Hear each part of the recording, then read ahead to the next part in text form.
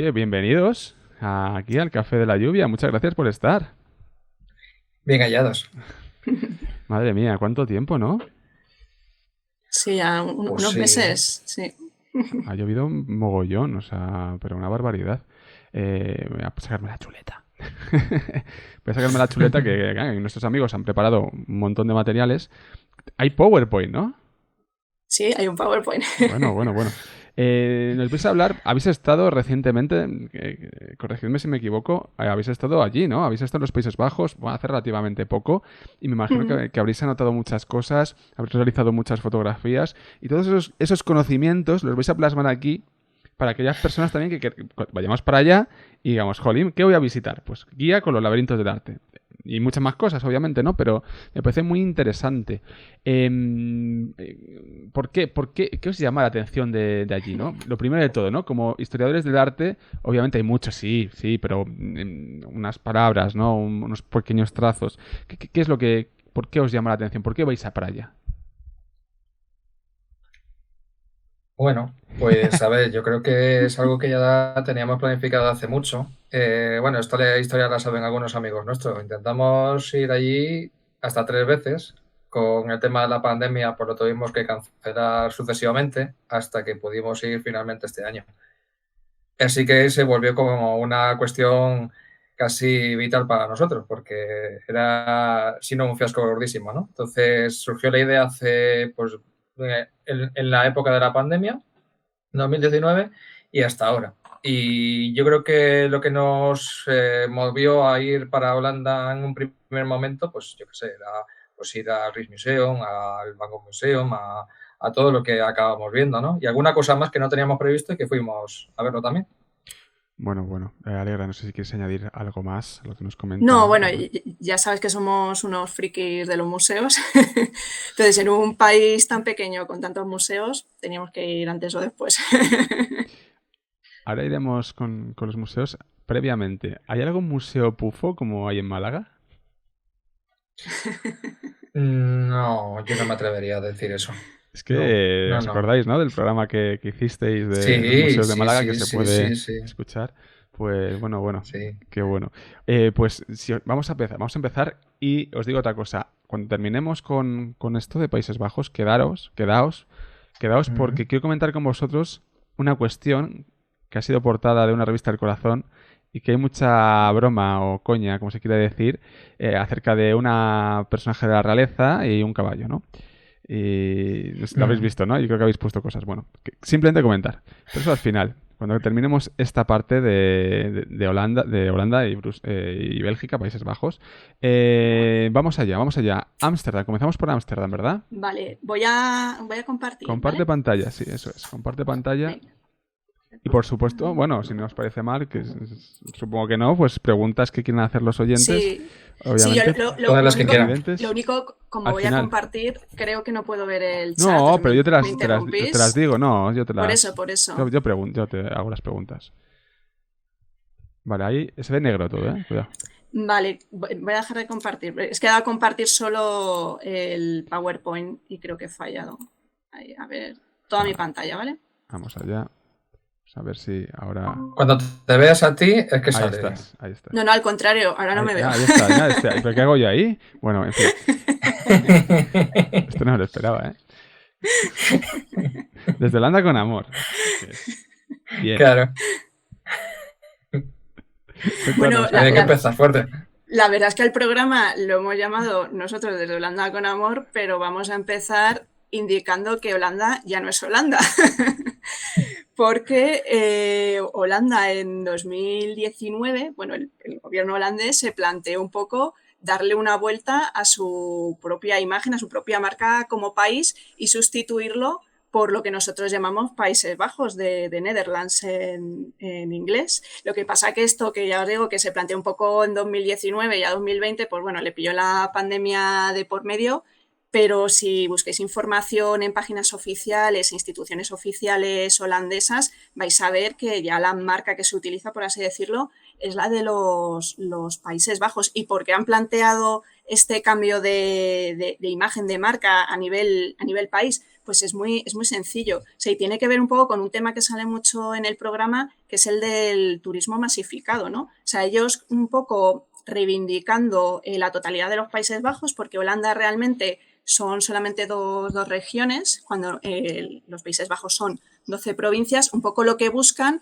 es descongestionar de algún modo Ámsterdam, la capital, y reivindicar el resto de regiones, darles visibilidad, dispersar el turismo de algún modo y también un poco cambiar esa imagen que tenemos muchas veces de Holanda, que la restringimos a Ámsterdam, pero no Ámsterdam con ciertos valores culturales, sino el Ámsterdam más de la prostitución, del consumo de drogas. Entonces, bueno, como veis ahí es muy ambicioso y yo creo que poquito a poco lo van a ir consiguiendo, pero cuesta. O sea, todavía nos referimos a los Países Bajos como Holanda. Bueno, buen dato este, ¿eh? Yo no tenía ni idea de esta política que estaban realizando. Vaya. Entramos, ¿no? Vamos a entrar a museos. Sí, entramos ya con los museos, si queréis. Sí, claro. Pues sí, vamos a empezar con el Rijksmuseum, que posiblemente sea el museo que conocemos todo el mundo antes de visitar Holanda o de visitar la propia ciudad de Ámsterdam, ¿no? O sea, es el museo más conocido porque ahí es donde está la Ronda de Noche de Rembrandt, donde hay muchas pinturas muy famosas de Vermeer y de los grandes pintores del siglo XVII holandés, ¿no? Del siglo de oro. Entonces, es el Museo Nacional de Ámsterdam. Este museo es muy curioso porque tal y como lo vemos, es un museo que abrió muy a finales del siglo XIX, ¿no? Entonces, es un museo que como institución se creó en el año 1800, pero que incluso me parece que en orígenes estuvo en la ciudad de La Haya, estuvo en otras localizaciones, en otros edificios. Este edificio, de hecho, se hizo ex profeso porque no existía. Esto sería lo que es la parte de la ampliación de la ciudad de Ámsterdam en el tercer cuarto del siglo XIX. Entonces, esta era una ciudad que se extendió, es una localidad, vamos, unos terrenos que se utilizaron específicamente para hacer este museo porque no tenía uso anteriormente, no existía. Y es un encargo que le hicieron a Pierre Cuypers después de muchas deliberaciones, hizo este pedazo de palacio que luego se ha ido ampliando, ¿no? Entonces, lo que nos llama la atención del Rijksmuseum posiblemente sea la imagen que tenemos en el ángulo superior derecho, que es la sala principal, que se llama la Galería de Honor. Es una galería, como estáis viendo, que a ambos lados pues, nos colocan pues, las mayores joyas de la pintura holandesa del siglo XVII, y que ahí es donde todo el mundo pues, se encuentra los Rembrandt, donde se encuentran los Vermeer y todas las pinturas que todos conocemos, ¿no? Entonces, es como el eje central, como la columna vertebral del museo, y al final de él es donde nos vamos a encontrar la Ronda de Noche. Pero es que este museo tiene mucho más. Este museo es enorme, es para pasar un día entero, o dos, ¿eh? O sea, no es del nivel del Louvre, tampoco es del agobio del nivel del Louvre, ni de los museos vaticanos, ni nada que ver con eso, ¿no? Aunque hay bastante gente, pero tiene una armería, tiene una sala de porcelanas, tiene otra con temática naval, tiene el arte hindú que lo hemos querido traer aquí por el tema de Indonesia, tiene una casa de muñecas, una sala que es una casa de muñecas. Esta no es la grande, esta es la pequeña de las dos que tienen, ¿no? Después está la biblioteca, que es espectacular también, que es zona de investigación, tiene la parte de medieval, tiene la del siglo XIX. Entonces, es completamente espectacular. Y también tiene incluso una sala del siglo XVIII, ¿no? Entonces, aparte de eso, los jardines, que es para pasar un buen rato a las afueras del propio museo. Entonces, es un museo que está pensado para lo que fue creado en su momento, ¿no? O sea, tiene un tinte bastante nacionalista porque antes de entrar en esta galería de honor, pues te encuentras muchas pinturas de la historia de Holanda en plan muy nacionalista, como estaba comentando. Y después también hay que tener en cuenta que este museo se hizo también por el impulso de lo que sería el impacto del Louvre, ¿no? El Louvre, cuando se abrió, pues generó un gran impacto entre muchos sectores de la cultura a nivel europeo, y muchos quisieron copiar la iniciativa con más o menos retraso, ¿no? De hecho, se sabe que los franceses también, cuando estuvieron en Holanda, lo ocuparon en su momento, pues se llevaron muchísimas pinturas que luego veremos en el Marie-Suisse, que se las llevaron al Louvre, que luego las devolvieron, como veremos. Y Luis Napoleón, que era hermano de Napoleón, otro de los hermanos de Napoleón, que fue rey de Holanda, pues es también uno de los que impulsó el crecimiento de este museo inicial, ¿no? Pero ya vemos que lo que es el museo que hoy conocemos como como el Rijksmuseum es de finales del 19 y cuya apertura es de 1885, ¿no? Entonces, es interesante que lo veáis en ese sentido. Dos cuestiones. Una de ellas, técnica. No sé si puedes ocultar, Alegra, ahí que te pone ocultar. Ay, sí, pero... Bueno, los del Ay, podcast simplemente ya quede está. como una marca de agua para la gente que lo escuche. Y luego, otra cuestión. El agobio del Louvre es realmente en 2 salas. Esto es una- Ya, sí, no, eso sí, eso sí. Lo que pasa es que tampoco hay esas colas que hay en el Louvre para para entrar, ¿no? entrar, ¿no? Entonces, es otra historia. Es un museo grande, ¿eh? El Rijksmuseum. O sea, no es un museo pequeño, yo te diría que es como 3 veces el Prado. Madre mía, qué Entonces, barbaridad. es muy grande. Pero ya te digo que puedes pasar tranquilamente, puedes ir 2 días si vas despacio, ¿no? Para disfrutar de lo que es el lugar. Pero no es el nivel de agobio de otros museos de gran postín, ¿no? Perdón, Alegra.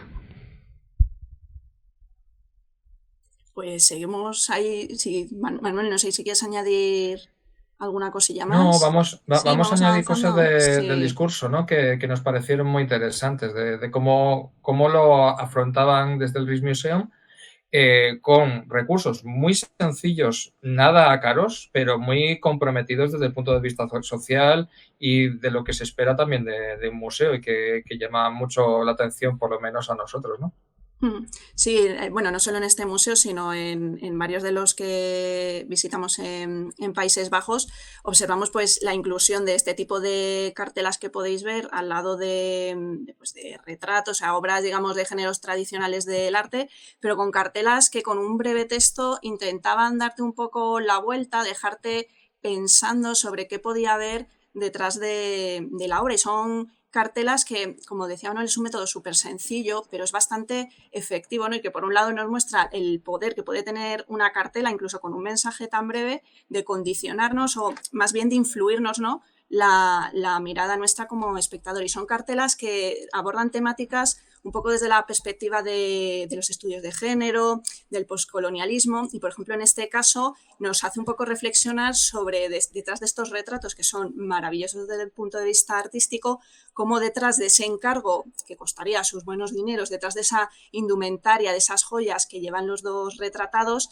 pues que hay pues, un negocio de tráfico de personas, de esclavos, de plantaciones de azúcar donde vivía la gente y trabajaba en condiciones de esclavitud, y cómo, digamos, lo que nosotros vemos que es ese lujo que nos muestran estos retratos, pues esconden ese origen, ¿no? de la fortuna de los dos representados. Ya os digo que hay varias de estas cartelas distribuidas por la colección permanente y otras más que buscan reivindicar pues, a esas mujeres artistas, ¿no? De hecho, hay varias pinturas de mujeres artistas que están incluidas en la propia colección permanente, no están, como se ha hecho hasta hace poco, pues en una salita aparte, ¿no? Están totalmente metidas dentro del discurso, que yo creo que es hacia lo que habría que ir en las colecciones permanentes de los museos.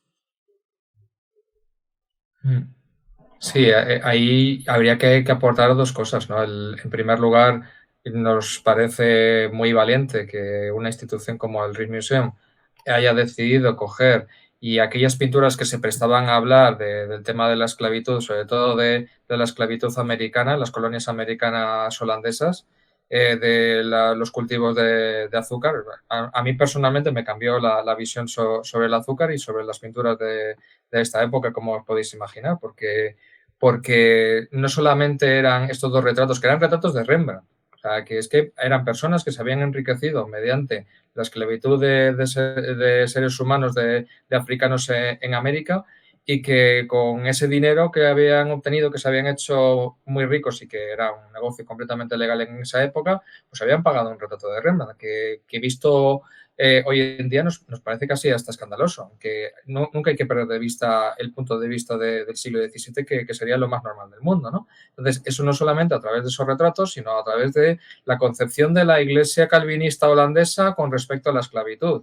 tienes una pintura de iglesia y al lado había otra cartela como esta que te venía a decir, en un principio cuando los calvinistas no practicaban la esclavitud en América, lo veían como algo abominable, eso es una cosa de católicos, era una cosa deleznable, pero cuando empezaron a hacerlo cambiaron su posición y ya no era lo mismo porque estaba bien, era todo legal, ¿no? Entonces, ese tipo de cuestionamientos a partir de la obra de arte me parece que es algo sensacional.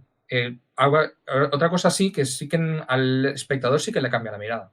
Es algo que sí que hay que poner sobre la mesa, ¿no? Que sí que no los miras igual. O sea, antes mirabas estos retratos de Rembrandt, pues seguramente te fijarías más en la factura técnica y te encantarían y incluso sobre Marten y Otpie, que eran la pareja que aparecía en el otro cuadro, incluso se han hecho hasta bromas de San Valentín. Entonces, pero ya con todo lo que es el dato y plantear la fuente primaria y decir, no, estas personas se ganaban la vida y vestían también porque hacían esto. Ya, quieras que no los miras igual. Sí, además este proyecto un poco de hacer relecturas de la colección permanente con algo, como decimos, tan sencillo como una cartela, no es que lo hayan hecho recientemente, sino que ya desde 2015-2016 ya se plantearon modificar hasta 300 cartelas, o sea, ir poquito a poco revisando las cartelas de la colección permanente para, digamos, lo que en algunos medios en su momento salió un poco como, vale, ya ha llegado lo políticamente correcto a los museos, pero realmente lo que se trata es de revisar ciertas cuestiones y ciertos términos totalmente peyorativos como retrato de moro, retrato de negro, etcétera, o sea, indagar y ese retrato de negro, averiguar quién es ese negro, devolverle su nombre y que en la cartela aparezca como un individuo con su identidad, etcétera. O sea, que no es solamente estas cuestiones que os decía de género o esclavitud, sino que va más allá, o sea, en el propio uso del lenguaje, el lenguaje que se utiliza al catalogar o al describir los museos y que es luego lo que está leyendo el espectador, ¿no? Y que está contribuyendo a crear pues una imagen de la historia del arte, etcétera. Una cuestión, ¿no? Es muy interesante también porque en cierta medida se desconoce mucho, en parte, de otras cuestiones, en parte la historia de la colonización o parte de protestante, que hay muchas veces, ¿verdad?, que los católicos se llevan la peor parte, ¿no?, en esa relectura que se hace, o porque me hablabas de la historia nacional, siglo XIX, Holanda, su historia, etcétera, etcétera, pero claro, aquí ya apuntáis, ¿no?, la cuestión del algodón, pues seguramente poco sepamos, ¿no?, sobre este tema, más allá de aquellos que investigan o se interesan mucho por la historia de los protestantes, ¿no? En cuanto al tipo de las leyendas, rosas y negras y azules, y ya sabéis por dónde voy, que todos los países tienen su pasado y todos lo han hecho fatal y bien a la vez, es decir, eso es muy difícil, ¿no?, de poner una balanza. Y otra cuestión, el tema de las relecturas de la carrera, me parece una cosa muy constructiva, como bien decís, ¿no? Yo creo que hace falta también mucha pedagogía para esto y por lo visto este museo lo está haciendo bien, chicos, por lo que nos estáis indicando. Bueno, quiero decir que habrá espectadores pues que no les parezca adecuado, o sea, quiero decir que al final esto está abierto, por supuesto, al debate y lo mismo dentro de 20, 30 años, pues se mira hacia atrás y se dice, madre mía, ¿cómo se hizo esto, no? Pero yo, desde luego, creo que es interesante es dar también un paso más en cómo nos acercamos a la historia del arte, más allá, pues en este caso estamos hablando de cartelas, las típicas cartelas que son descriptivas, que realmente no necesitas que te estén describiendo lo que puedes ver con tus ojos, o sea, ir un paso más allá de la historia del arte desde un punto de vista totalmente formalista o de describir e identificar las iconografías, sino ver un poquito esto de dónde sale y darle un poquito la vuelta. O sea, a mí me parece desde luego interesante y necesario. El tiempo dirá, pues bueno, esto exactamente luego a dónde va, ¿no? Todo es muy cambiable, todo puede ir para adelante, para lo que entendemos que es para adelante o lo que entendemos que es para atrás. Todo esto puede cambiar. Claro. Ya sabéis que aquí depende de quién lleva la batuta. Pero no me quiero meter en esos temas tan espinosos. Sigamos caminando por la senda naranja. Sí, pero es eso, ¿no? Y en el caso de las mujeres, por recalcarlo también, ¿no? Nosotros contamos varias mujeres expuestas en las galerías del Rijksmuseum, ¿no? Entonces, Eran interesantes también las cartelas porque, como bien decía Alegra, no eran solamente descriptivas, eran más informativas, no era lo que todo historiador del arte huye, ¿no? Que es, no te leas las cartelas, vive el arte, ¿no? Ahora sí que hay cartelas que sí que merece la pena leer. Entonces, en el caso de las mujeres, como la que veíamos anteriormente, sí que la ponía en contexto. Te decía, no, esta mujer fue importante en su momento, esta mujer ganaba tanto dinero con las pinturas que hacía y fue reconocida por los reyes, tal. O sea, que la está, por así decir, la está incluyendo en el discurso principal y te la está poniendo como creemos que se tiene que hacer, ¿no? Y que ha sido reivindicado tantas veces por historiadores del arte, ¿no? Es decir, no hacer una historia del arte de mujeres pintoras o mujeres escultoras o mujeres artistas, sino integrar a esas mujeres artistas donde estuvieron en su momento, que eran con los hombres artistas. Y eso es lo que se está haciendo aquí. Es necesario, hemos hablado muchas veces en el café de la lluvia.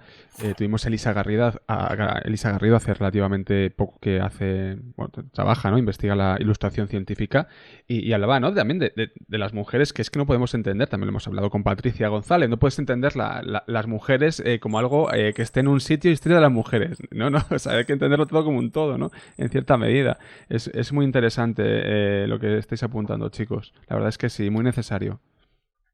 Y ahora nos vamos a ir al Van Gogh Museum, que seguro que a Aroa le encanta, que lo sabemos. Y es un museo que, no sé si lo sabes tú, Javier, y lo sabe la audiencia, pero el Van Gogh Museum fue fundado por Vincent Van Gogh. ¿Cómo os quedáis? ¿Eso es en las cartas? Eso, pregunta a la audiencia cómo se puede cuadrar eso del Vincent Van Gogh, fundador del Museo Van Gogh. Cuéntanos. Bueno, pues de lo que vamos a encontrarnos es que no estamos hablando del Vincent Van Gogh artista, sino del sobrino del artista, que también se llamaba Vincent, ¿vale? Que ahora hablaremos de él, que se llamaba Vincent William Van Gogh.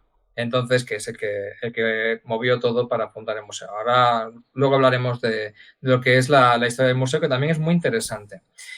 El Museo Van Gogh pues es de obligatoria visita porque es que es una pasada de museo muy bien pensado.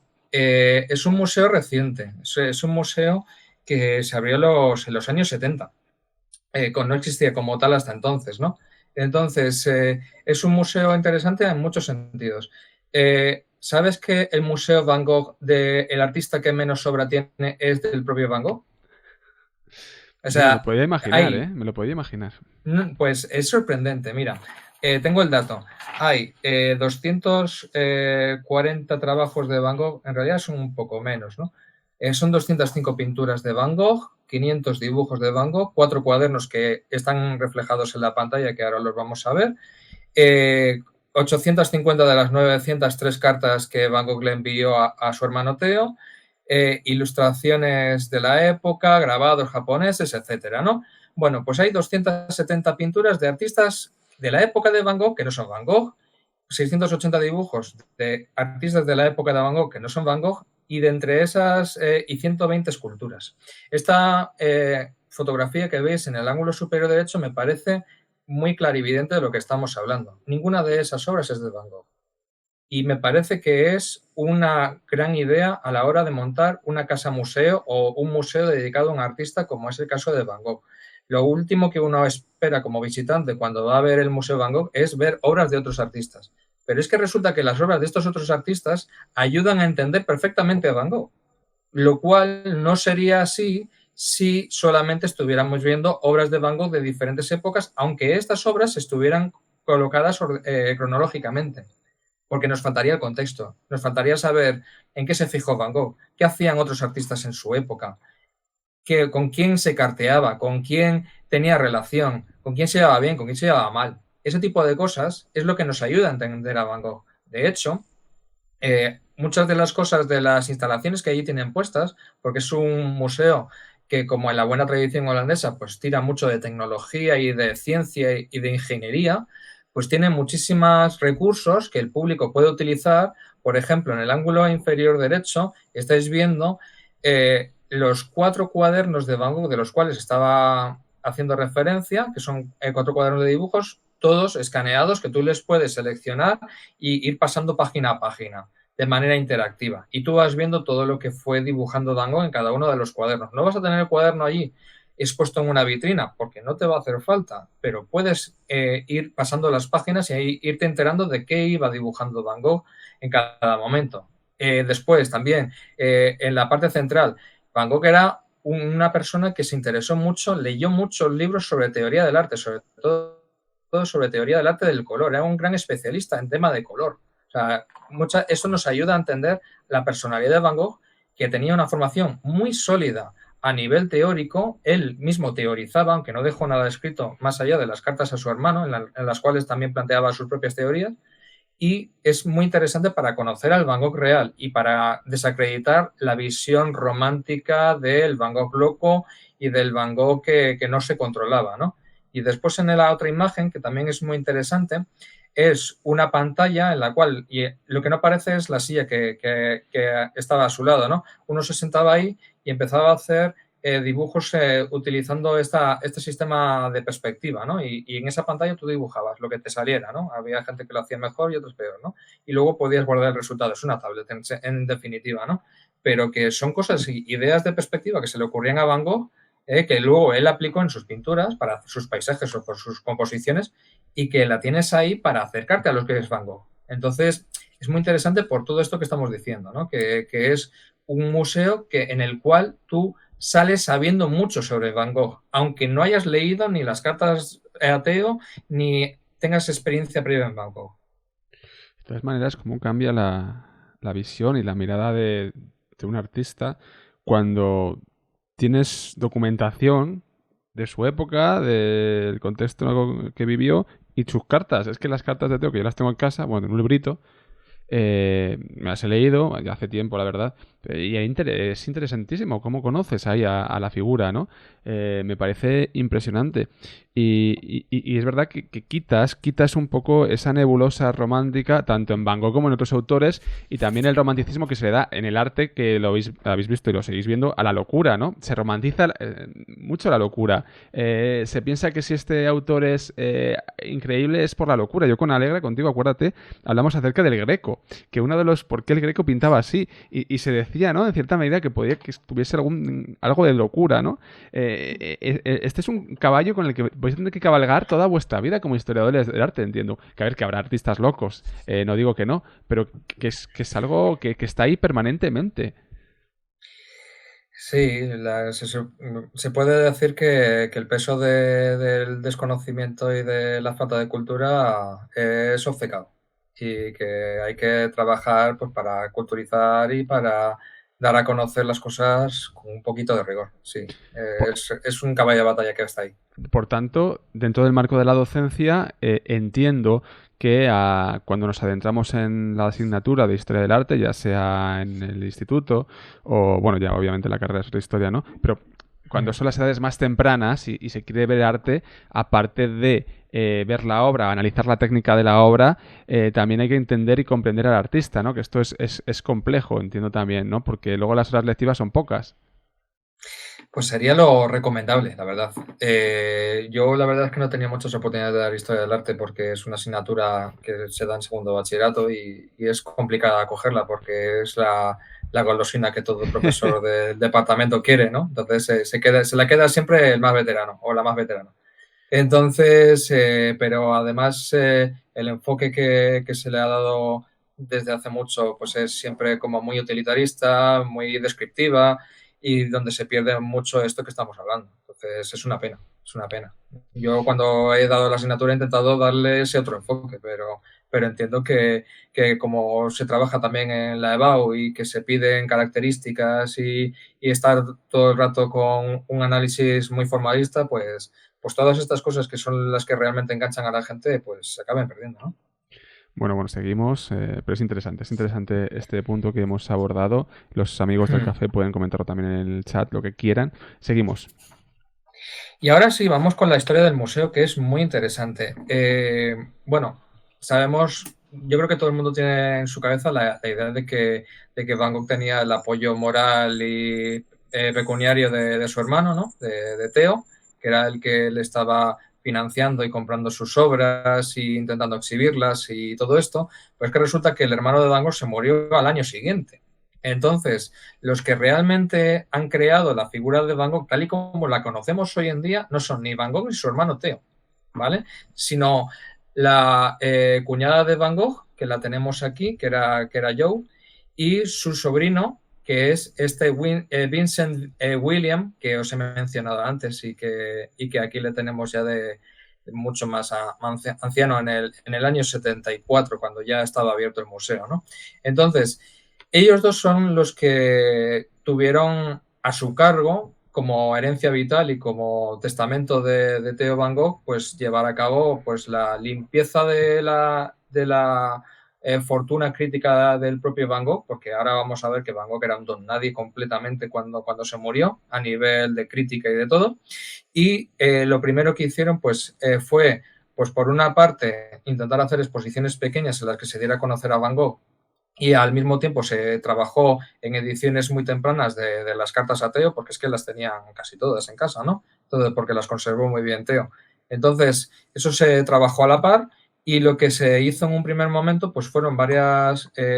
empezaron vendiendo alguna obra de Van Gogh, porque es que tenían que vivir esta gente, ¿no? O sea, es que ten en cuenta que era una viuda con un niño casi recién nacido que tenía que sacarlo adelante, es que no había otra manera. Entonces, pues empezaron vendiendo de las 240 obras, esa es la explicación de por qué pasaron de 240 a 205, ¿no? Porque hubo 35 que las fueron vendiendo en un primer momento. Entonces, tuvieron algún acuerdo con el Stedelijk Museum para ir exponiendo la obra de Van Gogh en varios momentos. Hubo 2 exposiciones de la obra de Van Gogh, una en 1905 y otra en 1930, y de esa manera lo que va a pasar es que gracias a la segunda exposición, la de 1930, se va a quedar la obra de Van Gogh en ese museo expuesta de manera permanente en un préstamo a largo plazo durante más de 30 años. Y es lo que dio tiempo a crear la Fundación Van Gogh, ¿vale? Y a partir de ahí hubo un convenio con el Estado holandés para que les diera un museo, ¿vale? Para que creara el espacio del museo. El museo lo creó, en este caso, Gerrit Rietveld, que es un arquitecto famosísimo, sobre todo porque es uno de los grandes del movimiento de vanguardias holandés, ¿vale? Entonces ahí lo tenemos y el museo al final se abrió en 1973. Es muy curioso porque este museo está muy pegado al Stedelijk. O sea, es que están los dos y tiene todo el sentido del mundo, pero porque uno casi nace a partir del otro, ¿no? Entonces, a este Vincent Van Gogh, que siempre le molestó por aquello de que le confundían con su tío porque se llamaba igual, pues le empezaron a llamar, él era ingeniero de profesión, y le empezaron a llamar The Engineer, ¿no? Porque para diferenciarlo de su tío. Entonces, el creador y el que promueve la obra de Van Gogh es Vincent Van Gogh, el que abre el museo de Van Gogh, que es Vincent Van Gogh, pero no es el mismo Van Gogh como estamos diciendo. Madre mía, vaya historia hay detrás de esto con el sobrino y ese museo. Vamos a continuar porque tenemos un montón de temas todavía. ¿Hay más Van Gogh por lo que estoy viendo? Sí, esa última de Van Gogh. Fíjate cómo es la cosa que de Van Gogh nos ayuda a conocer muy bien el museo porque sobre todo se trabaja a nivel científico muy bien. Se trabaja desde las fuentes, que es lo que pedimos a los historiadores del arte, ¿no? Y si Van Gogh, por ejemplo, tenía una colección de lo que eran grabados japoneses, pues te ponen una pintura que es la que tenemos aquí en el ángulo superior izquierdo, que es una pintura de Van Gogh inspirada en este grabado japonés ukiyo-e del siglo XVIII finales, ¿no?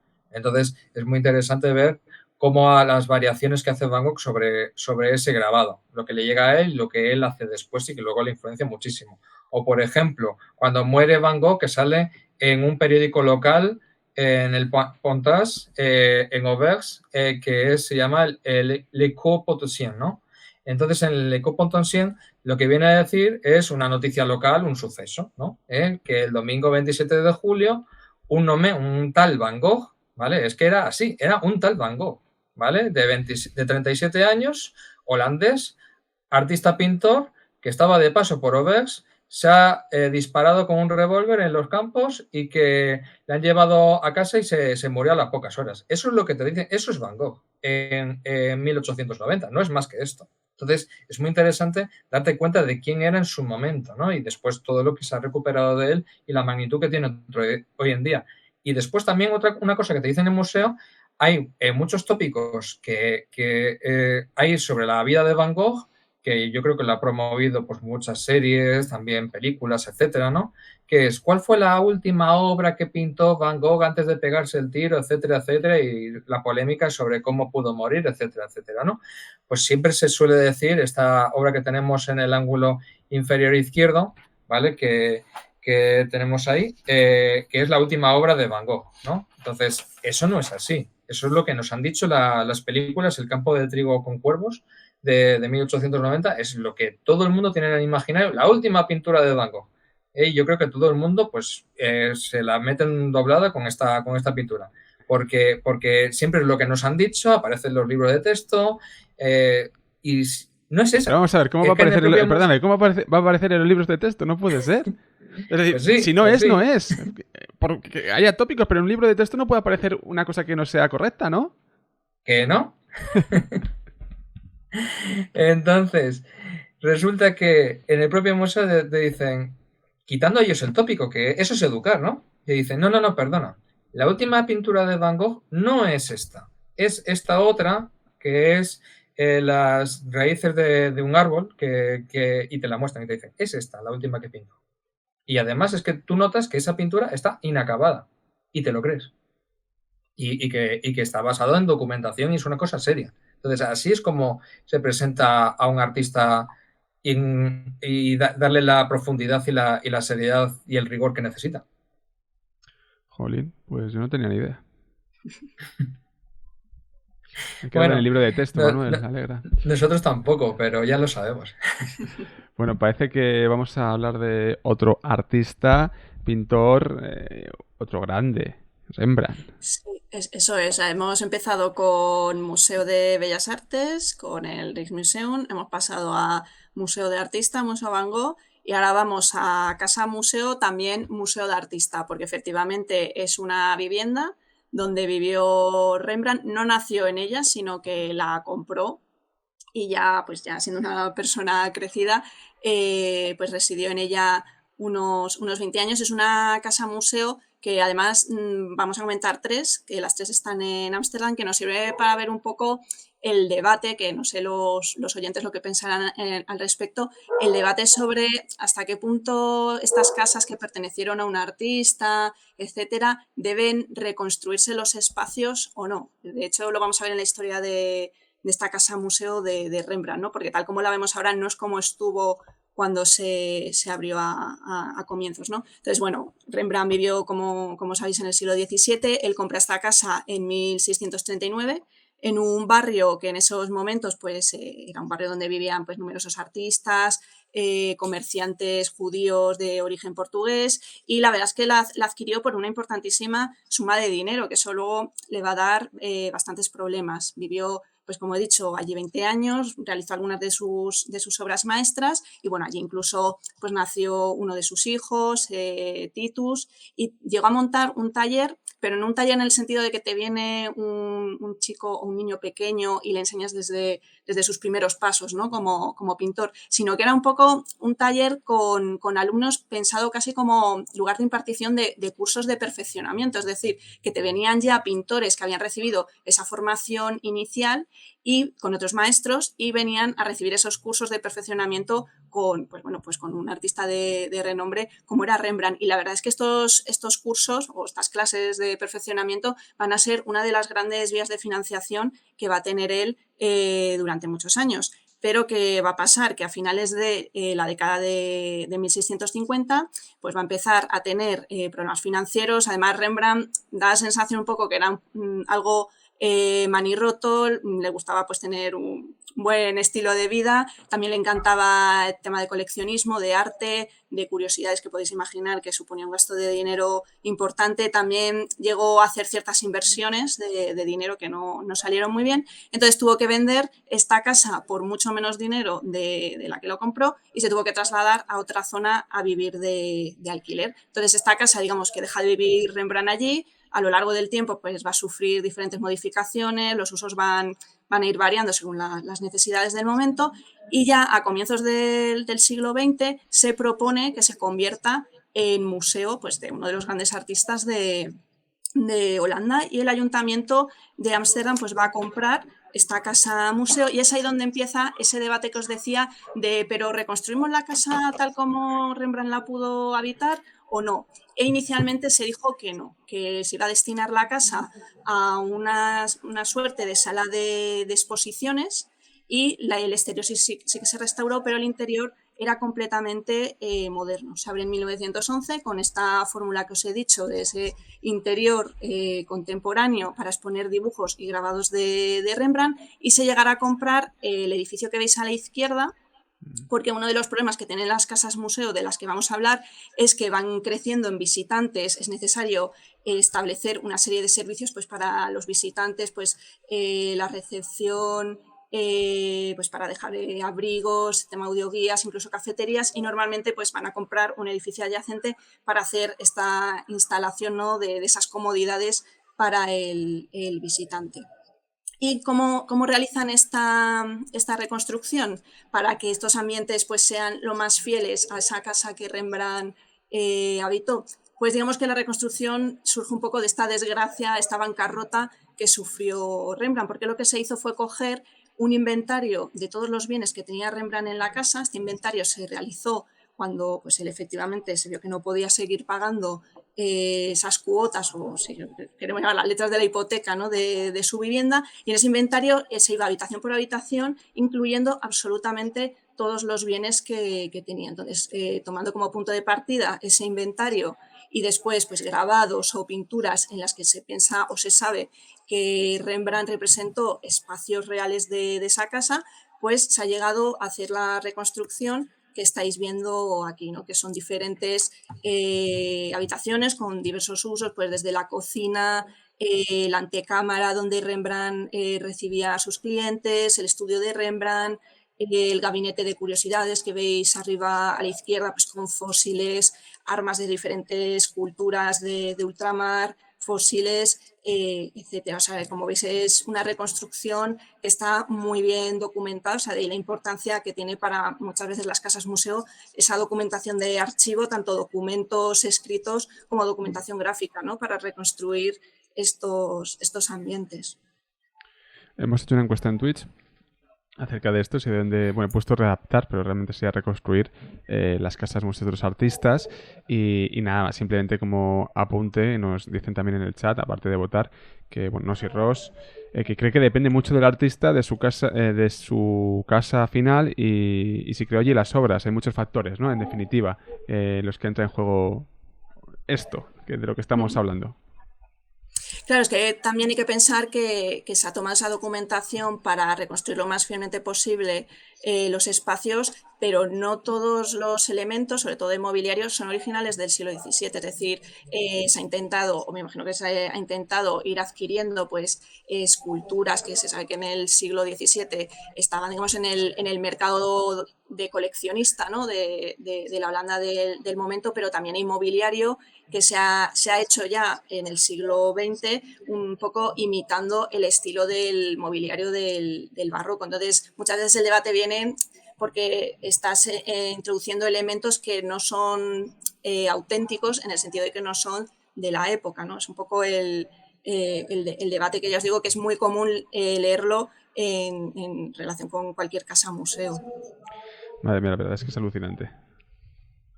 Y de hecho, la siguiente casa museo que traemos, que es la de Ana Frank, pues es todo lo contrario. Es una casa museo que se ha decidido de manera deliberada que esté vacía. O sea, una vez sus ocupantes pues, fueron detenidos y se marcharon para, por desgracia, no volver nunca más, pues se decidió que no se iba a reconstruir un espacio porque las personas que lo habitaron no iban a volver jamás. O sea, la decisión totalmente contraria, ¿no? Para que veáis que están las dos posturas. Y bueno, la casa de Ana Fran yo creo que tampoco necesita muchas presentaciones, ¿no? Con esas dos casas, la casa delantera, la casa de atrás, que es donde se ocultó Ana Fran con su familia y varias personas más, la casa delantera, que era donde se encontraban las oficinas de su padre Otto Frank, los almacenes que se encontraban abajo, y ellos se trasladaron a esa casa de atrás en 1942 y allí permanecieron pues algo más de 700 días hasta que bueno, fueron detenidos y mandados a diferentes campos de concentración, ¿no? Entonces, lo que se va a ver a lo largo de estas habitaciones de la casa museo, ya os digo que no es una reconstrucción de ambientes de la casa en la que vivió Ana, si bien es cierto que hay una serie de maquetas que basadas un poco en los recuerdos de Otto Frank, del padre de Ana, pues esas maquetas reconstruyen con bastante detalle pues, los espacios, qué mobiliario había, etcétera, pero lo que son las salas en sí se ha evitado completamente hacer cualquier tipo de reconstrucción. O sea, hay algún elemento aislado, pero en general lo que hay son paneles contando un poco la historia de la familia de Ana, la situación de los judíos en Holanda, después las deportaciones a los campos de concentración, qué pasó después de las liberaciones de los campos de concentración, etcétera. Una recomendación que si no os gustaría hacer sobre este museo, que os podéis imaginar que o sea, la historia de Ana Frank, su diario, etcétera, son conocidos mundialmente, pues es las dificultades para poder acceder al museo. Entonces, si alguno tiene interés en visitarlo porque vaya a ir a Países Bajos, pues que no se olvide de comprar la entrada con muchísima antelación porque se agotan con meses de antelación. O sea, es un poco una recomendación. Yo creo que es de los museos de Ámsterdam que más problemas puede plantear en cuanto al acceso, porque es que está hasta arriba constantemente. Pues buen dato, Alegra. Gracias por comentarlo para aquellas personas que quieran ir a visitar la casa museo de Ana Fran. Proseguimos. Creo que vamos a una iglesia, ¿puede ser? Sí, bueno, la metí ahí en el grupo de casas museo, pero la verdad es que es una iglesia dentro de una casa, que podemos decir, bueno, pues la casa del Señor, la casa de Dios, y luego a su vez tiene un museo dedicado a objetos litúrgicos vinculados al culto católico, porque la iglesia que hay dentro de esta casa es una iglesia católica. ¿Y qué hace una iglesia dentro de una casa en el siglo XVII? Pues que ocurría que desde finales del siglo XVI se impuso como religión el protestantismo. ¿Y qué pasó con el catolicismo? Pues no se llegó a prohibir, pero sí que se prohibió lo que es el culto en público, ¿no? Es decir, tú en privado se te permitía una libertad de culto, de conciencia, pero ya lo que tú hicieses en público, o sea, lo que en privado se te permitía, pero en público ya el culto católico no tenía lugar. Entonces, de ahí este no es el único caso, es decir, se sabe que ha habido más casas privadas con iglesias en su interior, pero es probablemente, o hasta donde yo sé, el único que nos ha llegado, y además en bastante buen estado de conservación. También veis un poco en las dimensiones de la iglesia. Estamos hablando de una iglesia dentro de una casa, pues las dimensiones obviamente son modestas, porque cuando entramos aquí no solo vemos esa iglesia que efectivamente está en el ático, de ahí el nombre de Nuestro Señor en el ático, sino que también vamos a recorrer una serie de estancias en las que habitó el promotor de lo que es esta iglesia de Nuestro Señor en el ático, Jan Hartmann, que era un rico comerciante católico que vivió en el siglo XVII, ¿no? Y que ante esta imposibilidad de ejercer el culto católico en público, pues decidió crear esta iglesia. Bueno, interesante, muy curioso y claro, obviamente, tiempos duros en aquel momento para el catolicismo por allá arriba. Vamos a mencionar algunos museos, si no me equivoco. Sí, bueno, ahora nos vamos a trasladar de ciudad. Sí, ahora nos vamos a La Haya, porque nosotros sí que hicimos un viaje a los Países Bajos, ¿no? Viendo varias ciudades, ayudándonos también de que tienen un muy buen sistema ferroviario. O sea, llegas a otras ciudades, aparte de por la cercanía, porque el sistema ferroviario en Holanda funciona estupendamente bien, ¿no? Entonces nos fuimos a La Haya porque era otra parada obligatoria a ver el Mauritshuis, que como bien se puede observar es la casa de Maurits, que era un gran potentado holandés del siglo XVII. De hecho, era de la familia real. Es más, estas son como las colecciones reales de la familia real en Holanda, ¿no? Entonces, es un museo realmente importante. Este Johan Maurits, como os digo, era el conde de Nassau-Siegen y era familiar de la familia Orange, como es obvio, ¿no? Entonces, este museo, como hemos dicho, es de obligatoria visita, aparte de porque en la fotografía del ángulo superior derecho pues podéis ver a la joven de la perla, podéis ver el famoso jilguero de Karel Fabritius, podéis ver la vista de Delft de Vermeer, podéis ver también el estudio de, la anatomía en este caso de Rembrandt. Entonces, la lección de anatomía, que quería decir, aparte de muchas otras pinturas, ¿no? Sobre todo. Entonces es una pinacoteca estupenda y no solamente lo que es la colección de pinturas, sino también el propio edificio, ¿no? Que es una de las joyas de la arquitectura holandesa del siglo XVII, ¿no? Esto es, dentro de la terminología, es uno de los grandes ejemplos de clasicismo holandés, ¿no? Que está muy basado también en las vilas palladianas, ¿no?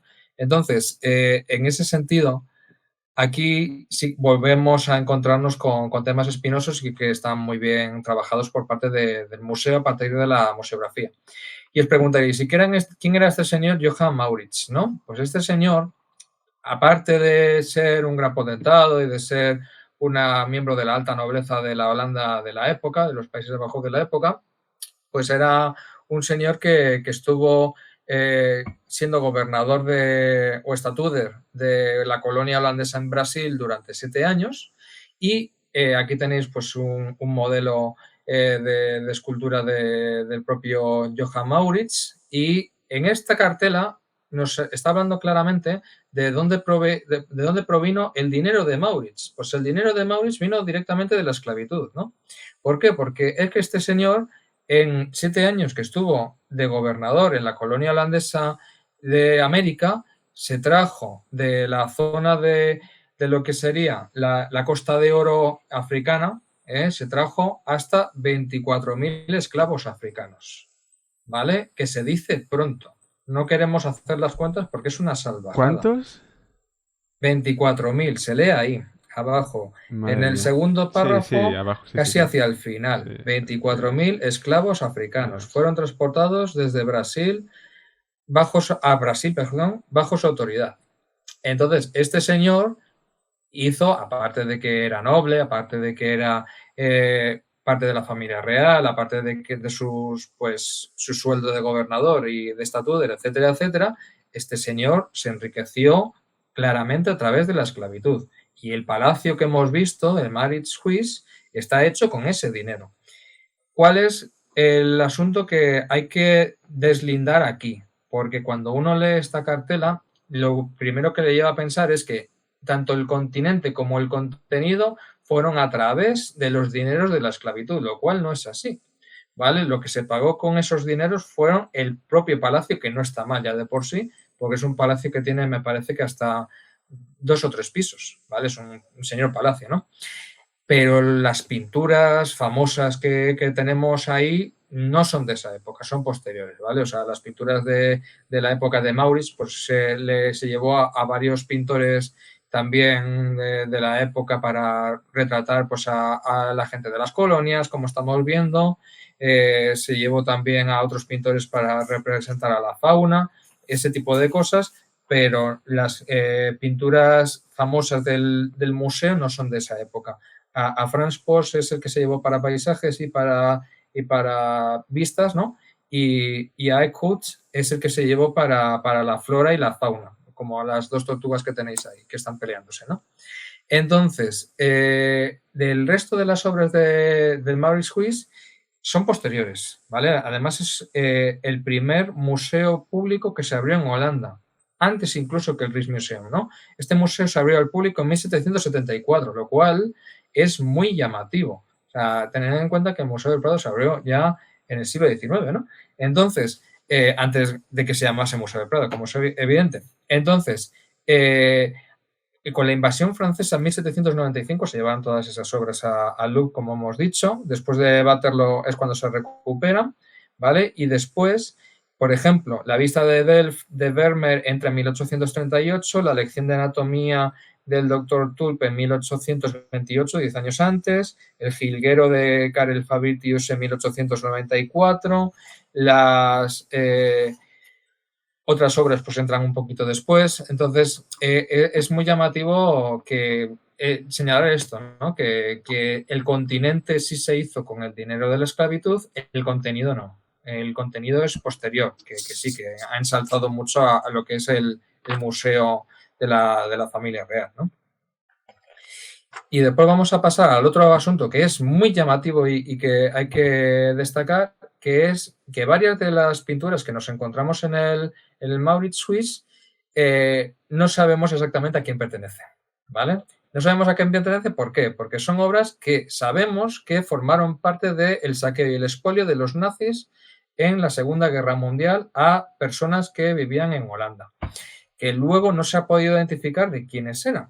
Y que en la cartela, como estamos viendo, se señala esta obra, no sabemos exactamente a quién pertenece originalmente, se ha llamado como las propiedades de la colección de Holanda y tiene un nombre concreto, pero que son objetos que si alguien, una familia que pueda documentar que esa obra de arte pertenecía a su familia de hace siglos, que la obra se va a restaurar su procedencia. Y eso también, y además te ponen hasta la página web para que te pongas en contacto con ellos, para que puedas establecer este protocolo. Eso no es común. Entonces, no es común por lo menos lo que hemos visto en España. En otros países, me parece que en Reino Unido sí se está trabajando esta idea de la restitución de lo robado por los nazis y este tipo de historias, pero para un visitante español como éramos nosotros, esto es muy llamativo. Sí, y a pesar de que tenemos en España un caso de posible expolio nazi en Madrid y últimamente está saliendo mucho en prensa, pero es un tema que aquí la verdad es que es un poco exótico, entonces resulta para nosotros llamativo y sin embargo el proyecto este que está comentando Manuel de identificar estas piezas cuya procedencia es al menos sospechosa, o sea, no es tampoco reciente, se retrotrae a los años 90, 1998, principios de 2000, que empezaron a hacer una investigación desde el propio gobierno holandés para trazar un poquito la procedencia de determinadas obras que cambiaron de manos pues, precisamente durante la ocupación alemana de Holanda. No quiere decir que todas las obras que se han introducido en este proyecto, en esta base de datos, sean fruto del expolio, pero se piensa que ahí, digamos que en el caso de venderse, pues se vendieron en unas condiciones quizá de coacción o en una situación un poco desesperada, ¿no? Una pregunta que comentabas en el caso español, ¿no? En particular. ¿De qué se está hablando? Yo no sé, no he estado atento a esta información, o la he pasado y se me ha ido. ¿Hay algunas obras en concreto que se sabe en concreto en España que han sido expoliadas? ¿En qué situación están? Creo que es también interesante para la audiencia, ¿no? Algo que atañe a nuestro país, rabiosa actualidad, y está vinculada al final también a lo que estamos hablando, ¿no? Si nos podéis contar brevemente este paréntesis. Sí, se puede contar, yo creo, porque es público, ¿no? O sea, sí, es en el Museo Thyssen un Pisago. Una vista de París de Pisago que lleva estando judicializada yo creo que por lo menos 10 años, porque hay pues los que dicen ser los que quienes tuvieron la obra originalmente, pues están alegando desde los Estados Unidos desde hace años la posibilidad de que se restituya ese cuadro ahora donde están viviendo ellos en los Estados Unidos. Y es una disputa que parece que no tiene fin porque ha atravesado varios estadios y está como en stand-by. En cualquier caso, no es la manera en el tratamiento no tiene nada que ver, ¿no? Porque no hay ninguna cartela, nunca vas a ver una cartela al lado de este cuadro en el Museo Thyssen que diga esta obra es de dudosa procedencia. y ningún tipo, ni una página web de facilidades, como estábamos diciendo aquí.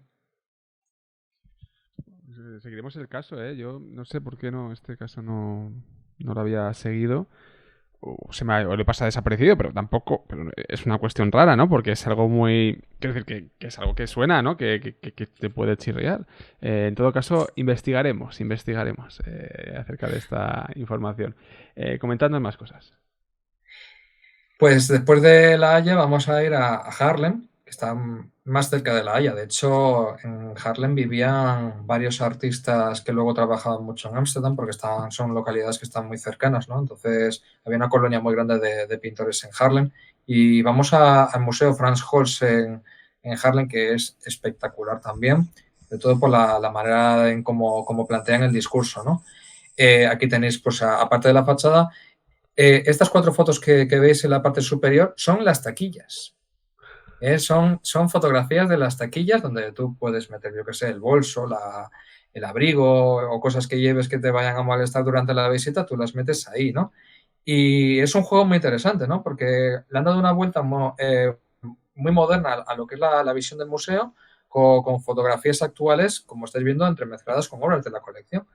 Y la verdad es que queda muy innovador, queda muy moderno pues te llama la atención para que tú veas el museo con mucha más naturalidad y que te animes a verlo, ¿no? Qué chulo. Sí. Y después, aparte, tenían colaboración, porque, a ver, es el Museo de Frans Hals, pero tiene colecciones de muchos otros artistas. Tenían una colaboración con el Jordaens House que está en Amberes, ¿no? En la cual, pues, como están haciendo obras allí, pues estaban prestando muchas de las pinturas de Jacob Jordaens, que fue uno de los grandes discípulos de Rubens, ¿no? Entonces, había una sala que era muy chula y que era un recurso que no es muy difícil, pero sí muy espectacular, o sea, no era muy costoso a nivel económico, pero una idea fantástica, que era una habitación forrada de cristal, ¿vale? De espejos, por todas partes, como veis en la fotografía del ángulo inferior izquierdo, que tú pisabas con unas zapatillas especiales que tú te ponías encima de los zapatos y accedías a ello. Y pasabas con un cartón grande horizontal en el cual te iban explicando el ciclo de pinturas que te habían puesto tanto arriba como a los lados, y tú, de mirar el suelo, veías las pinturas. O sea, no tenías que desnucar para ver las pinturas en el techo, ¿no? Entonces, fue una experiencia que a nosotros nos pareció que era muy interactiva, muy motivadora y que te animaba a descubrir las pinturas de Jordaens de otra manera completamente diferente a la que un visitante habitual está acostumbrado, ¿no? Qué curioso. Y aparte, uno va al Frans Hals Museum porque ahí es donde están todas las piezas de la Guardia Cívica. La Guardia Cívica en Holanda pues era un tipo de policía que se iba creando pues de manera pues vecinal, ¿no? Pues para proteger las calles, ¿no? Y esa Guardia Cívica, pues para entrar en ese grupo militar, pues tenías que tener una serie de requisitos. Hizo muchísima. Frans Hals es conocido sobre todo por los retratos de grupo de las guardias cívicas que hizo, porque en esta sala hay como hasta, no me acuerdo si 5 o 6 retratos de grupo enormes que abarcan una pared entera, os podéis imaginar el tamaño de la sala, con los retratos estos de grupo de la Guardia Cívica en diferentes momentos, ¿no? De la ciudad de Haarlem, ¿no? Bueno, en Ámsterdam también había, de hecho. Entonces, por una parte, el panel que vemos en el ángulo inferior izquierdo era espectacular porque te contaba la historia de las guardias cívicas, que para nosotros es algo completamente exótico, ¿no? Entonces, era muy interesante ver, pero desde el siglo XVI, si no me equivoco, hasta el siglo XX te estaban explicando de cómo funcionaba esa guardia cívica, ¿no? Y después, aparte, había otra lectura. Bueno, de hecho, en la fotografía que tenéis debajo del museo, del nombre del museo, pues tenéis 2 de estos cuadros de la Guardia Cívica. Y aparte, también tenían esta mesa que era realmente curiosa, ¿no?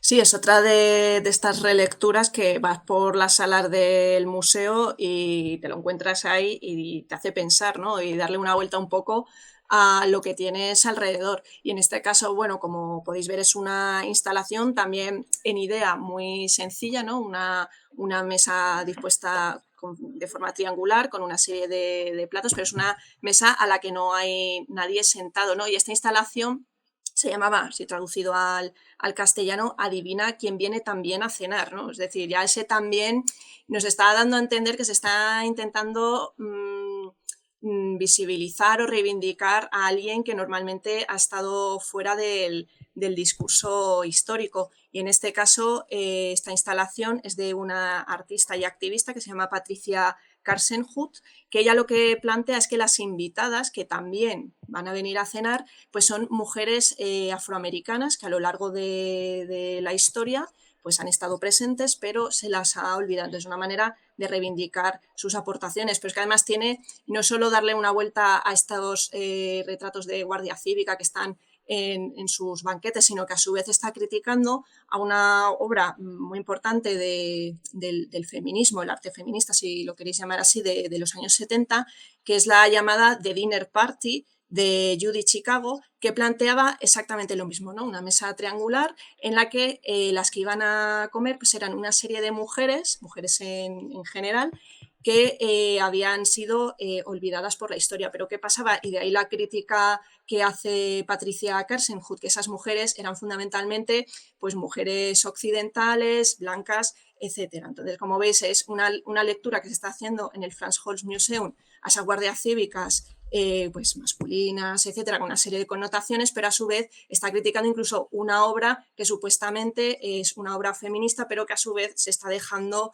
fuera pues una parte importante de esa historia, ¿no? O sea, que como veis vais por los museos y te encuentras este tipo de cosas que al principio dices, ¿y qué haces esto aquí, no? Y luego te lees la cartela tranquilamente, reflexionas y digamos que te sales de la sala con una idea un poquito diferente de aquella con la que entraste. La verdad es que con todo esto que estáis contando de relectura, una mirada interior, de cómo plasmar, de cómo mostrar a la audiencia la procedencia de ciertas piezas o la creación de ciertas instituciones, poner un poco también sobre la mesa todas las aristas que tiene la historia, parece que van en cierta medida por un paso por delante en algunos aspectos en comparación con otros países.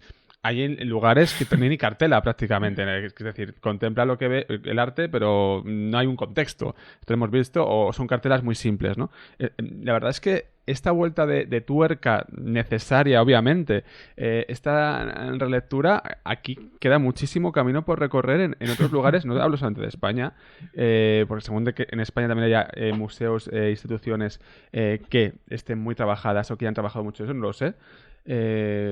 Pero en general, ¿no? Parece que están en la punta de lanza de la innovación en los Países Sí, bueno, Bajos. muchas de estas ideas están... a lo mejor el problema es que muchas veces pues se limitan en el tiempo, pues por ejemplo el orgullo, pues hacemos un itinerario temático relacionado con el orgullo gay a través de obras de temática homosexual, etcétera, y ya está. O sea, yo creo que un poco la novedad es meterlo en la colección permanente, o aunque no sea colección permanente, pero sí que va a estar un tiempo determinado y no solo cuando llega la celebración de turno, por así decirlo, que todos nos ponemos la banderita o la insignia y después ya nos hemos olvidado de lo que estábamos contando. O sea, son cositas que en muchos museos se intentan hacer, también es que muchas veces no se tienen medios o te encuentras cierto rechazo, ¿no? de quien tiene que tomar decisiones, porque por ejemplo aquí en España cuando se han intentado hacer ciertas cosas a nivel de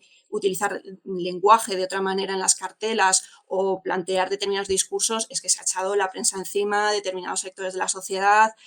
Entonces, a veces es difícil, ¿no? Porque tú como institución tampoco quieres estar en la prensa por debates que te están casi haciendo daño, ¿no? O sea, eso es muy complicado. O sea, tampoco se puede decir que aquí no se intenta hacer nada. Muchas veces se intenta, se hace algo, pero te encuentras luego tanto rechazo y tanta negatividad que dices, ¿para qué, no? O sea, es que también cambiar de mentalidad, pero no solo en el ámbito del museo, que yo creo que la mentalidad está más abierta de lo que a veces parece, sino que los que te tienen un poco que autorizar o o tienen que alentar este tipo de cosas, no te dejan, ¿sabes? Yo creo que es ahí la diferencia. Sí, yo también lo comparto, ¿no? O sea, yo me acuerdo del ejemplo, yo creo que paradigmático de los últimos años, que es el de Trans, que es una exposición que se hizo en el Museo de América, pues hace cosa de 4 años o 5, no más, y que de hecho hubo gente de la Asociación de Amigos del Museo de América que se borraron por esa exposición en la cual pues se está mostrando la idea de la transexualidad. Entonces, ¿se hacen cosas? Sí. De manera puntual también, que estaría muy interesante integrarlas en el discurso de la colección permanente para que la gente fuera cogiendo conciencia, como es una cosa que se toma como habitual en estos museos que hemos visto en Holanda. Pues sí, claro que sí que estaría muy bien, pero que no es tan fácil como parece, ¿no? Hay un aspecto también, incluso amigos pueden opinar, estamos en la edición verano, distendida y larga y no hay problema, creo que los laberintos tampoco tienen problema, pero hay cosas que podemos comentar y es cómo se... Aquí se trata de siempre de ser constructivos, es decir, se puede estar de acuerdo o no con algo, incluso en un ámbito más técnico, o un relato, también se puede estar de acuerdo o no. Pero es verdad que lo que pasa a veces en España, y no creo que sea solamente cosa de España, es la visceralidad con la que se dicen las cosas, ¿no? Es ese aislamiento, el insulto, la falta de respeto, en vez de decir, yo opino diferente a ti, creo que lo enfocaría de otra manera, por lo que sea, tengo mis convicciones o mis motivaciones, pero bueno, es mi opinión o es mi versión. Pero aquí no, aquí es el cuchillo en la boca y cuidado, como te muevas te corto los dedos. Y esto es algo que hay que cambiar, pero es tan difícil, queridos amigos y amigas. Es muy complicado, ¿eh? Es muy difícil. Es desesperante. Sí, sí lo es. Sí, pues ahora si queréis pasamos al siguiente museo, que este también tiene una pequeña sala que también, o sea, como veis en los museos holandeses, dan por todos lados a todo el mundo y aquí no iban a ser menos y eso que parece de primeras así un museo como que está, yo creo su atractivo, ¿no? Un poco anclado en el tiempo, ¿no? Que te estás metiendo en los museos del siglo XIX, pero ya veremos que también reparten un poquito. ¿Y qué pasa con este museo? Bueno, es un museo que también está en Haarlem, el Museo Tylers, y que es un museo de ciencia y de historia natural, aunque también tiene una pequeña sección de arte, pero fundamentalmente es un museo de ciencia e historia natural y que tiene como punto de partida pues una colección particular de la persona que da nombre al museo, Peter Tylers, que cuando falleció, pues bueno, dejó una cantidad de dinero destinada para crear una fundación y a partir de ahí pues ya surgirá el museo. Es un museo además que se crea en la década de 1780, es decir, está imbuido por el espíritu de la Ilustración con un claro afán didáctico y los objetos que vamos a encontrar pues hay desde fósiles, numismática, minerales, una pequeña sección de arte de pintores holandeses del siglo XIX, grabados, reproducciones en estampa de obras de grandes artistas, ¿no? Por esa finalidad didáctica que os comentaba. También tiene una biblioteca bastante impresionante que se puede ver y uno de los grandes atractivos es probablemente el instrumental científico que se usó realmente en experimentos, en concreto en experimentos que se fueron haciendo a finales del siglo XVIII y a lo largo del siglo XIX sobre electricidad estática. Y todo, como veis, con una museografía muy del siglo XIX, ¿no? Con esas vitrinas, etcétera. Pues os decía que es un poco un viaje en el tiempo que yo creo que es de los grandes atractivos que tiene la institución. Y luego os decía que repartía un poco de leña y es que hay una sala dedicada a la obra de un importante ornitólogo de origen francés que bueno, pasó gran parte de su vida en América, John James Audubon, que bueno, pues se dedicó a recorrer gran parte de Norteamérica pues buscando aves, dibujándolas para su gran proyecto que era las aves de América, ¿no? Y entonces con motivo un poco de contar este proyecto de Audubon, pues tienen un pequeño apartadito en el que ponen un poco en tela de juicio al personaje, ¿no? Sobre todo su relación o su postura frente al abolicionismo, porque él vivió a comienzos del siglo, la primera mitad del siglo XIX, también reivindicando el papel de su esposa, porque mientras él iba recorriendo el río Mississippi, iba buscando todos estos pájaros, los mataba, los dibujaba, etcétera, su mujer era realmente el sustento, se había quedado en casa, cuidando de los hijos, etcétera. Entonces, reivindicando un poco el papel de esa mujer que estaba ahí un poco condenada al ámbito del hogar, mientras era su marido el que se pasaba los meses viajando por el continente americano. El museo preferido de aula pública. Sí. Además lo tenemos clarísimo. Se lo recomendamos el mismo día que fuimos. Seguimos. Y después también había que ir a Rotterdam, ¿no? Rotterdam, que es una ciudad muy particular porque sabéis que fue completamente destruida por los nazis en 1940, ¿no? O sea, es una ciudad prácticamente nueva. Existe la iglesia, que me parece que era del siglo XVII y que se conserva más o menos bien. Se quemó por dentro, pero lo que son los cimientos se aguantó. Y después el resto es completamente nuevo. O sea, es que es una ciudad hecha entera desde 1940 porque la Luftwaffe la asoló, ¿no? Entonces, ahí tenemos un museo que no es un museo, que es el Boijmans Museum Depot. Este depot son los almacenes del Museo Boijmans, porque el Museo Boijmans está cerrado ahora mismo porque están haciendo obras.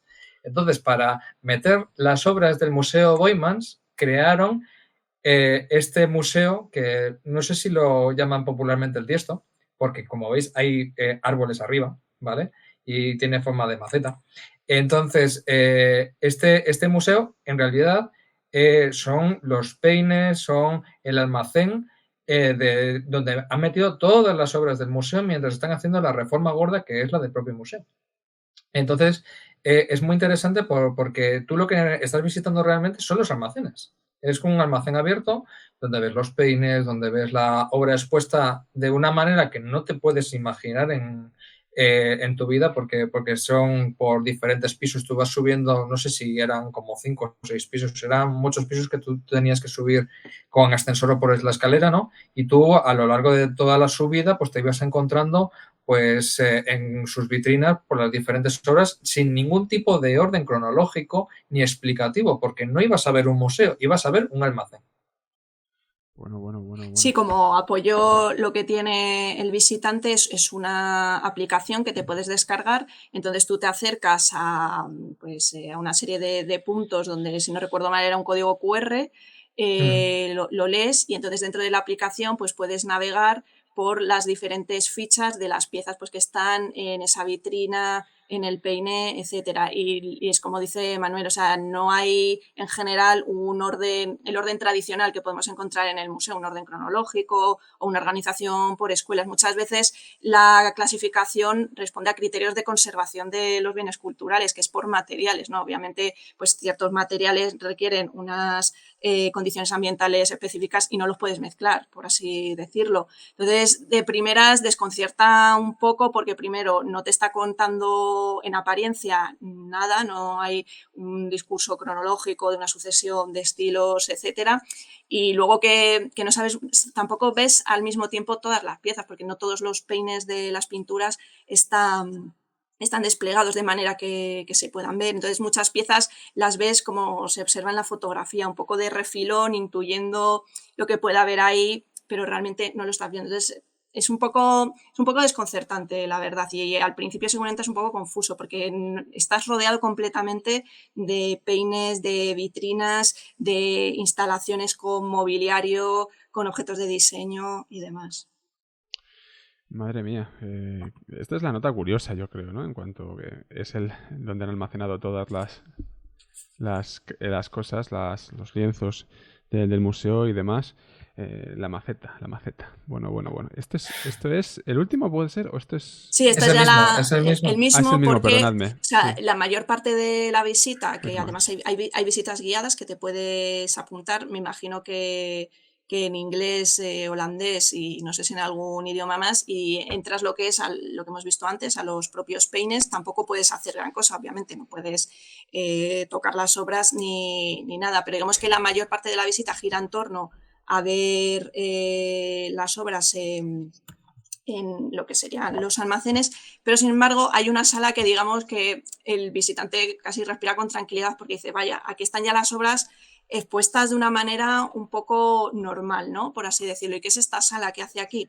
Pues es una sala un poco piloto en la que, según cuentan en un panel que hay en la pared según se entra, están un poco testeando al público, ¿no?, para ver cómo plantean el discurso del futuro Museo Boijman. Entonces, aquí lo que hay es una pequeñísima selección de lo que se suele considerar las grandes obras maestras de la colección, y entonces pues tú puedes verlas tranquilamente, etcétera, y luego tienen un ordenador, que es el que veis en la parte derecha de la diapositiva, que es una especie de base de datos en la que puedes buscar obras que están en las salas de reserva, en esos peines, y que probablemente no has visto, y que tú las puedes seleccionar para ese futuro museo, ¿no?, como parte del discurso, el discurso museográfico. Entonces, luego, según tú seleccionas, hay una proyección y se van sucediendo pues esas obras que los diferentes visitantes que se han querido sentar pues han ido seleccionando. Entonces, hay personas que ponen un mensajito, qué es lo que les ha gustado de esa obra, por qué consideran que debería estar en la exposición permanente. Y la verdad es que es muy interesante ver cómo hay obras que se repiten, ¿no?, en esa proyección, o sea, que son una constante, y otras, la verdad es que bastante interesantes y más desconocidas. Y luego, si os fijáis en la manera de exponer esa pequeñita selección de obras del museo, es súper interesante porque, bueno, aparte de ese efecto de estar caminando entre pinturas que están flotando, ¿no?, porque lo que es el soporte es prácticamente invisible, es que puedes ver las traseras, ¿no?, que es algo que normalmente no podemos ver en los museos, pues por cuestiones obvias en el caso de las pinturas. Esas traseras que nos aportan tanta información sobre la vida de la obra, los propietarios, las exposiciones por las que ha ido. Y este montaje no es un montaje novedoso del Museo Boijman, sino que está recuperando un montaje que hizo una arquitecta, Lina Bobardi, que ya planteó en los años 60 para un museo que ella misma diseñó, ¿no?, el Museo de Arte de Sao Paulo en Brasil. O sea, que en su momento fue muy innovadora esta museografía, y a lo largo de las décadas pues ha ido recuperando en otras instituciones, y es por la que se ha optado aquí para presentar esa mini selección, ¿no?, de obras maestras. Vamos a ir cerrando el círculo, si os parece, ya con unas reflexiones finales que queráis poner aquí sobre la mesa. Y también invitamos a los amigos del Café de la Lluvia que si tienen algún tipo de pregunta, yo tengo alguna, la lancen en el chat de Twitch. Vamos con esas reflexiones finales. ¿Qué nos queréis comentar para cerrar? Pues animamos a la gente que vaya a los Países Bajos, oficialmente así llamados, que no se queden en Ámsterdam nada más, que hay muchos sitios que visitar, que evidentemente pues que estos museos que hemos mencionado, pues habrá algunos que les llamen más la atención y otros menos, pues que vayan a los que más les llamen la atención.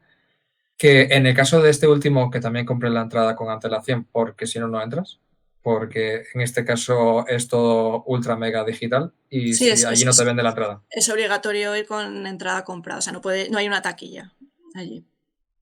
O sea, hasta ese nivel de innovación tecnológica están. Sí.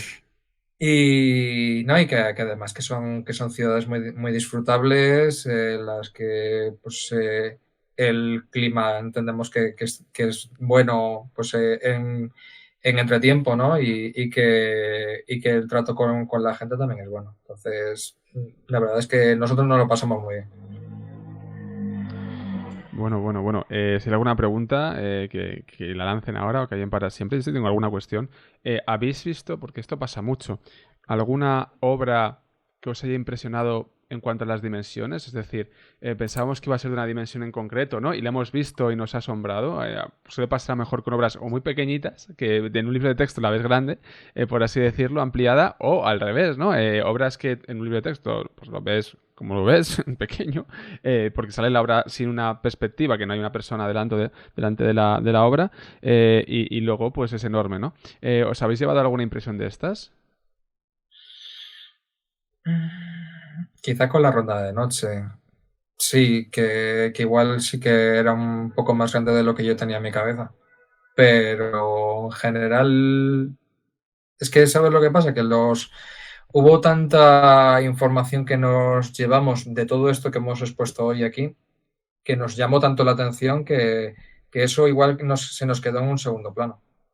sea, yo que sé, por ejemplo, del Rijksmuseum, para la gente que es de historia, es que hay muchísimos cuadros que aparecen en el libro de texto de, yo que sé, de Tratado de Münster, de cosas típicas que tú ves de la época de las Provincias Unidas, es que están ahí.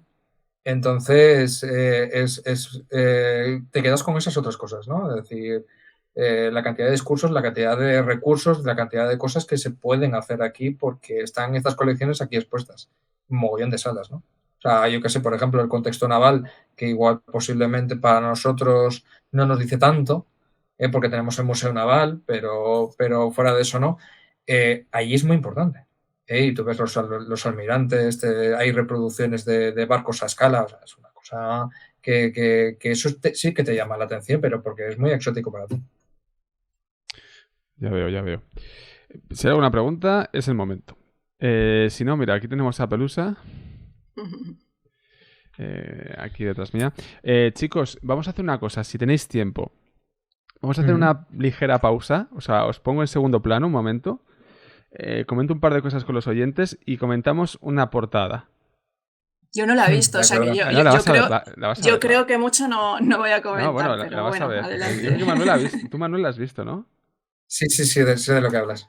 Vale, pues si os silenciáis un momentín y yo os silencio y ahora os hago una... Bueno, ahora os aviso, ¿vale? Ya no vais a salir en pantalla. Ahora en 2 minutos, ¿de acuerdo? ¿Os parece? Bueno, muchas gracias por estar con nosotros y hablarnos de esto para cortar porque esto irá a YouTube. Entonces, muchas gracias de verdad por hablarnos acerca de los museos de los Países Bajos. Una visita totalmente recomendable y seguimos en la mecha. Un abrazo, amigos. No os vayáis. Un abrazo. Venga. Hasta ahora. Hasta ahora. Pues ahí tenéis.